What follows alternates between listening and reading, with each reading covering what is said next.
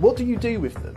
How do you deport them? How do you do that when you're a member of the we CHR? put the cuffs, we put them on the plane and send them back from whatever they came from. It's simple as that. So and all this paper. Would you say that British lawyers and politicians who say it's impossible are not telling the truth? Well, they do not know how to deal with the real problem. This is not a paper. This is not a film. This is not a movie. This is a real situation. And all these excuses, all these lawyers, I'm a lawyer too. I'm doing my PhD on human rights as well. I know what we can do and how we have to react as a politicians who are responsible for our families, for our citizens. This is not a theory.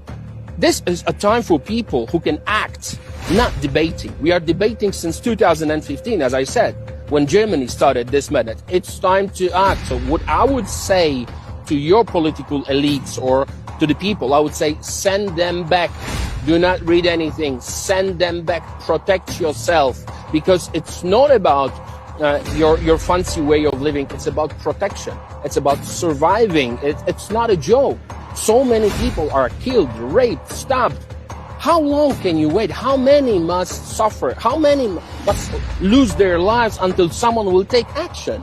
Now people are taking action. People are taking on the streets. That's why I mentioned this beautiful freedom of speech march on Saturday in central London. I'm not surprised. I'm going to be there because I care about Europe, not only European Union. I'm a proud European, proud Christian. I want Europe to be a Europe, not an Asia, Africa, or any other continent. I want Europe to be Europe. I was born here. I love this place. I love Europeans. I want to be European. I don't want to lose my identity. I don't want to live somewhere else. If I would like to live in Asia, Africa, or any other continent, I would move. But I want to be here. This is my home. Why is Poland so steadfast against immigration? Why do you think it's the Polish people that can see the problems and are not afraid to refuse to take them? Because when you know history of Poland, when you know that Poland was not on the map for 123 years after partitions, when you know what we had to go through the war and after the war during the 70 years of communism, when you realize that people went through all these terrible days, we know what the freedom, sovereignty is. We cherish our values. We went through terrible times.